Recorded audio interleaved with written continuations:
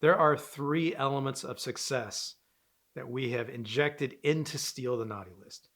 And those three elements are the audience, marketing, and failure.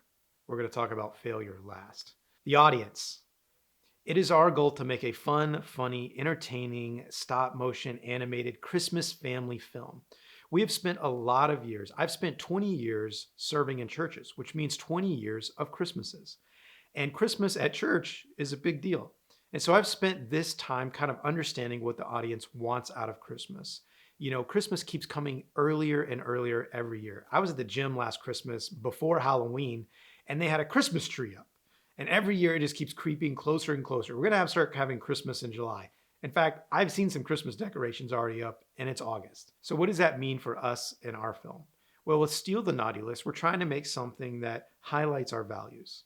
We want to talk about the biblical worldview without being cheesy, overly preachy. We don't want to embarrass you by having your values undermined. We also don't want to undermine you by being so incredibly preachy. We want to make something that kids will love and laugh at, and that parents will get our little inside 80s jokes about Red Dawn and stuff like that. We find that people love this kind of Christmas. We hope and pray that something comes along that we can sit down together as a family every Christmas that's a little bit new. You know, we're going to sit down and watch Elf and Home Alone, but we're looking for those new things. And we believe that Steal the Naughty List is right in the pocket for audiences. Marketing. So this is a part of filmmaking that goes completely overlooked. And our intention is by creating a film that not only thinks about marketing after the film is made, but as we're making it right now. So in recent years, I ran a marketing agency, and we would take a lot of the principles from trying to get clients' message out to their audience to get them to purchase or participate. We're taking that into our film. So the principles of clarifying, you confuse, you lose. If you confuse people, they won't buy into what you're doing. And we want to add value to their lives, which is why we're talking about biblical values, conservative values in our film. And we're putting those in along the way, thinking about the end product, and we're actually talking about it. We're making ads. Also, in the way that we're casting the film, we want to get people with large social media presences so that when they come in voiceover in the film, we can have them in our behind the scenes material. Also, when the film is released, we want them talking to their, highly cultivated audiences.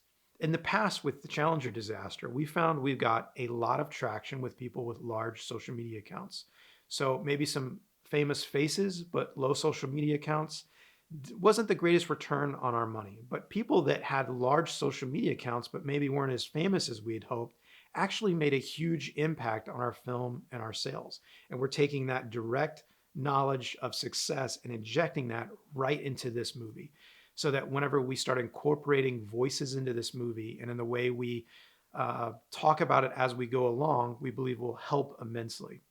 Also, we want to be cultivating an audience over the next year and a half as we kind of, through Steal the Naughty List, social media, showing how we're making the film, showing the people behind the scenes, and kind of the DIY aspect of it. We find that people enjoy watching those kind of YouTube shows or reels or things on Facebook. Whenever we put them out there, we're hoping that that will begin engaging the audience early, so that when we actually bring the film out, it will already have an audience. And then, of course, failure.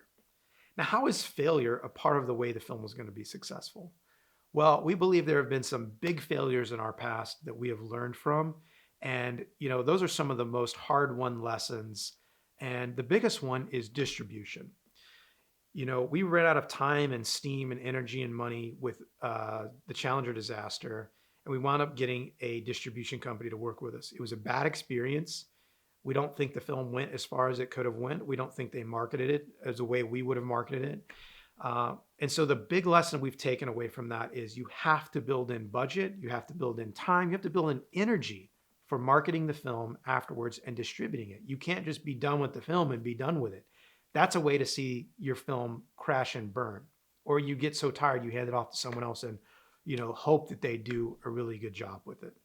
So with our film, we are taking control, we're taking the reins, we're bringing people on our team, we're setting aside a portion of our budget to make sure that the film is distributed and marketed properly with people who are passionate about seeing the future of Steal the Naughty List be successful, not just another film on their roster. Another failure that we are learning from is how big of an audience we're making the movie for. With the Challenger disaster, I wouldn't necessarily call it a failure, but it was a very narrow audience that we were talking to. People who understood, you know, what the Challenger was, had an interest in it, and it was about the engineers who tried to stop the launch. We believe Steal the Naughty List, the audience opens up immensely. So with the Challenger disaster, our marketing was you put $1 in, $1.90 comes out. And we believe with Steal the Naughty List, that's going to bust wide open. I can't make any promises. I can't guarantee that's going to happen. But based on the numbers that we're seeing today, when we open up to a wider audience, to a family animated, PG style movie that's got a lot of humor and action in it, we believe that it's going to reach a lot of people. And honestly, I think people are hungry for comedy right now. There's just not a lot because of cancel culture. You have to be so sensitive to the different agendas. We don't really care about any of that stuff. We just want to make stuff that makes us laugh. And that's what we're making. And so we believe that that failure will ultimately lead to our success with Steal the Naughty List. One of the failures that filmmakers make too is hoping and wishing that Netflix will just come along and buy your movie and give you a big, gigantic check for it. And that just doesn't really happen. It happens sometimes, but not as often as people really hope for. So when we're making plans for our financial success in a way that, we can control. We know that we can get on iTunes. We know that we can get on Amazon. We know that we can get into movie theaters if we choose to. It's not really our plan A. But we're holding the door open for a few things. We will put it out there and hopefully get a gigantic check that makes everybody whole in the end. But that's not our plan A. Our plan A is the things that we control. We release the movie ourselves. We market the movie ourselves. We drive eyeballs to the film ourselves so that we know that people will be seeing it. And we control how the money flows. We're not waiting for someone else to give a percentage of what they've made first and they take their piece out of the pie. We're cutting out a lot of the middlemen along the way and doing things ourselves so that we can maintain more control, see more income. It might result in less units, but we're okay with that to maintain control and see more money come into our and your pockets along the way.